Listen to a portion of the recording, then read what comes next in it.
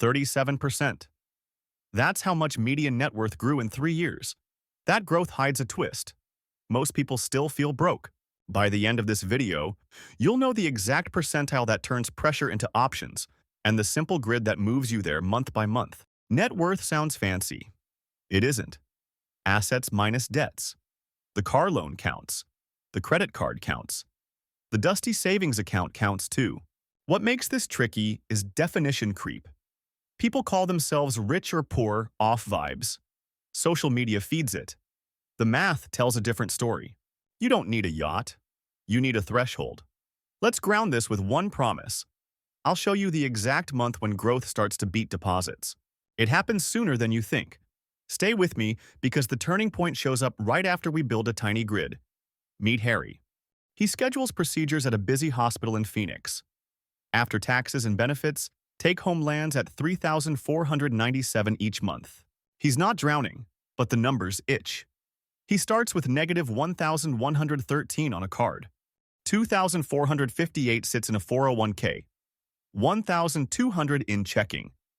That's his opening snapshot. Nothing heroic, just honest. Harry thought rich meant top 1%. Some survey said 13 million plus. He laughed and went back to work. Then he heard a better frame. Think in percentiles by age and by location. If you're in your 30s, the 80th percentile looks nothing like the 80th percentile at 60. And Phoenix isn't San Francisco. That one idea calmed him. Rich wasn't one mountain. It was a ladder with local rungs. He needed a tool. Not a budget, a net worth grid. 4 boxes on paper, assets you can touch in the top left. Investments and retirement in the top right. Debts that charge interest in the bottom left. Debts at low rates in the bottom right. Once a month, he fills numbers in pen. No apps. No dopamine. The grid exposes what matters. It makes progress visible when life feels static. First month, Harry lists everything. Top left, checking 1,200. Emergency cash, 0. Top right, 401k, 2,458. Bottom left, credit card negative 1,113 at a painful rate. Bottom right, small student loan at a low fixed rate with 6 years left. He circles the bottom left box. That's the one that steals tomorrow. Here's the move that separates vibes from reality. Harry runs a dollar for debt swap for 12 weeks. Every extra dollar he would have left idle, he points at the highest interest line. But he keeps a floor in checking so life still works. His floor is 1,000 even. That floor isn't an emergency fund yet, it's a buffer that protects momentum. Week 2, the car needs a repair. $239. Old Harry would have swiped and sighed. New Harry opens the grid. He covers it from checking, then replaces it before month end by cutting delivery meals and pausing 2 subscriptions. That sounds small. It is. Small is where the curve turns. Harry reads The Millionaire Next Door on his commute break. Thomas Stanley keeps showing quiet choices that compound. Used car, simple house, boring habits. Harry copies the spirit, not the list. He picks 2 categories to cap for 12 weeks, convenience food and impulse tech. Caps keep him from arguing with himself. The grid shows the result without applause. End of month 1. Checking 1,109. 401k 2,591 after a small match. Credit card drops to negative 875. The total net worth counting everything sits at 1,825. Up 4 figures on paper won't change your heartbeat. Seeing the direction will. The next month, he adds a tiny twist. He prints a percentile ladder for his age, not the whole population. He marks the 50th percentile and the 80th percentile. The 80th isn't millionaire status. It's the first point where choices get wide for regular people. He writes a weird goal. 80th for 30-something in my city within 12 months. Odd goal. Clear target. What about the book that everyone quotes? Morgan Housel's The Psychology of Money sits on Harry's nightstand. One idea lands hard. Behavior outperforms brilliance. Harry doesn't try to pick stocks. He increases the 401k by a tiny percent at the next open window. That change is invisible day to day. It compounds anyway. He writes the new contribution on the grid so the future isn't a rumor. By month 2, the grid starts to breathe. Checking 1,243. 401k 2,739. Credit card negative 598. The line graph he sketches next to the boxes bends a hair. Not dramatic, enough to keep moving. He promises himself one strange rule: no touching the 401k for anything. That money is quarantined from feelings. Pause here and watch the pattern. He's not earning a fortune. He's not selling his car. He's swapping dollars from leak to build. He's turning "I hope" into "I see." That visibility is the whole trick. Most people quit because progress hides. The grid forces it to show up. Month 3 hurts. A dental bill arrives for $317. The old cycle threatens to return. Harry stares at the grid. He calls the office and sets a 2-month plan. Then, he sells a game console he barely uses for $180. Half goes to the card, half to refill checking above the 1,000 floor. He writes both moves in ink. Momentum holds. Here's the part no one tells you. Growth beats deposits earlier than you think, but only after you cross a small threshold. It's not magic, it's math. When your high-interest debt dies and your contributions run in the background, the market's normal wiggles start doing more work than your manual pushes. The moment that happens, net worth feels like it's pulling you, not the other way around. We're close to that bend. Before I give you the exact percentile bands, mark this sentence. The point isn't to brag about a label. The point is to get to the rung where money stops arguing with you. For most 30-somethings in normal cities, that's somewhere near the 80th percentile of net worth for their age. Cross it, and choices widen. Stay below the 40th and everything feels like friction. Now the bands. Think of 4 simple tiers by age. Below the 20th percentile is fragile. A broken tire cancels a month. The 20th to 50th is rebuilding. Bills fit, but barely. The 50th to 80th is the middle that moves. You start owning assets that actually grow. The 80th to 95th is the first version of rich that matters in real life. Above the 95th is rare and uneven. The top 1% exists, but aiming there early often backfires. Harry isn't chasing rare, he's chasing breathing room. End of month 4, checking 1,311. 401k 3,105. Credit card negative 241. Net worth crosses 4,175. He circles a note on the grid. Card gone next month. That line matters more than any hot stock tip. Here's where it gets good. The grid meets the map.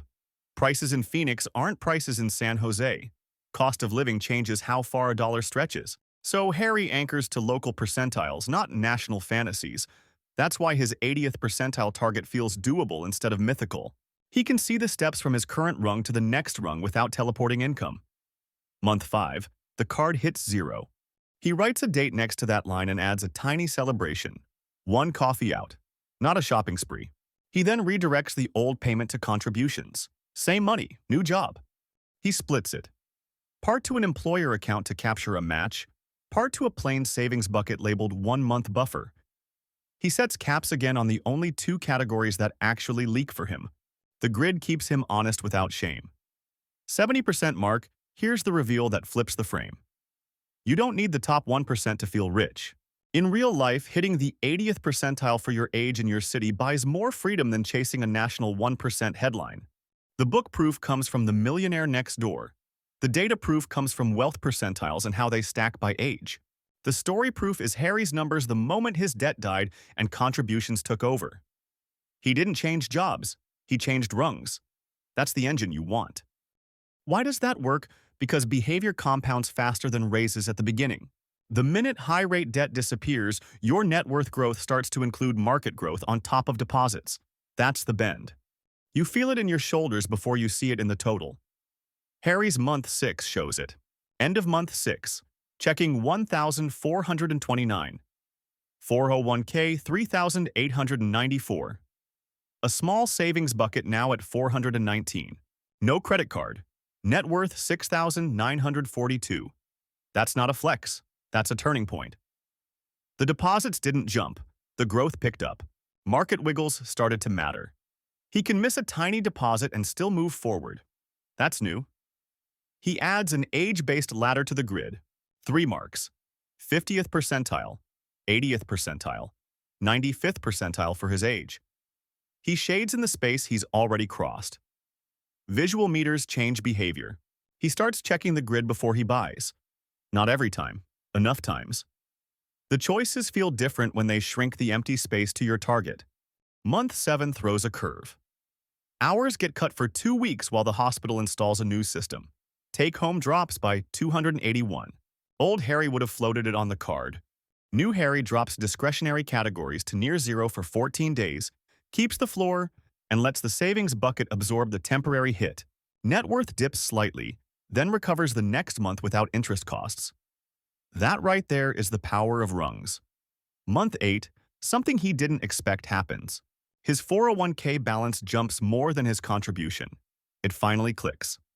Deposits plus growth beat deposits alone. He smiles at the grid. That feeling keeps people going when the headlines scream. He writes a sentence under the boxes. Stop feeding the bottom left. Keep feeding the top right. Where do the labels land now? In most cities, the median net worth for a household sits near 200,000. The 80th percentile lands somewhere above 500,000 for families past midlife and much lower for people in their 30s. The 95th stretches into 7 figures for older households. Those are wide bands on purpose. Your job is not to memorize them. Your job is to pick the rung that changes your choices this year and climb to it. Harry sets a 12-month plan to cross his age-based 50th percentile, then the 80th within 2 more years. The plan has only 3 levers. Keep contributions rising a hair every open window. Keep the floor in checking above 1,000. Keep the bottom left box empty forever. That's it. He buys a used sedan within a preset ceiling. No drama. He moves apartments at lease renewal to shorten his commute. The monthly savings don't look huge on paper, but the grid registers the spread. Every choice is either widening or narrowing the shaded area on his ladder. That feedback loop becomes addictive in the best way. Let's make this painfully practical for you. Tonight, draw your grid in pen. Top left, cash you can touch. Top right, investments and retirement. Bottom left, high-interest debt. Bottom right, low-rate fixed debts. Fill every box with real numbers, not guesses. Circle the bottom left and write a date when it dies. Set a floor for cash that keeps your month safe. Pick 2 leak categories and cap them for 12 weeks. Then, once a month, same date, same time, fill the grid again. Wednesday at 10:12 p.m. works because it's random enough to be memorable. Use any odd time that you'll remember. Second, print or sketch a percentile ladder for your age. Mark the 50th, the 80th, and the 95th. If you're below the 20th, your job is one thing. Kill the bottom left box and build the 1,000 floor. If you're between the 20th and the 50th, add a small automatic contribution to a retirement account, even if it's tiny. If you're between the 50th and the 80th, push contributions and keep fixed costs simple. When you cross the 80th, widen your moat. Keep lifestyle capped so growth keeps outrunning deposits. Third, localize it. If your city's prices run hot, don't compare your ladder to a cheaper state. Use local rungs so your target matches your reality. If you move, redraw the ladder. It's a tool, not a tattoo. A quick word on labels. Poor, middle, and rich aren't moral categories. They're snapshots. The grid moves them. Most people who look rich are renting the costume. Most people who feel calm learn to love boring numbers. Harry isn't a superhero. He's a human who found a rung he could reach and climbed it with a pen. 9 months from his start, Harry's totals read like this. Checking 1,516. Savings bucket 1,141. 401k 5,487. No credit card. A small emergency he covered without interest. Net worth 8,144. The number isn't viral. The direction is. The next 12 months will multiply that curve because the engine is finally on. One last promise delivered. The exact month when growth beats, deposits shows up right after your high-rate debt dies and your contributions tick upward. You'll notice it when your balance grows on a week you added nothing. It feels like a tailwind. That moment means you've left fragile and entered the middle that moves. Keep feeding the engine, and the 80th percentile arrives sooner than your brain expects. When you hear someone say you need millions to be rich, smile. In real life, the first version of rich is a rung called options. It's local. It's age-based. It's reachable. Draw the grid. Pick the rung. Then let the growth do what growth does.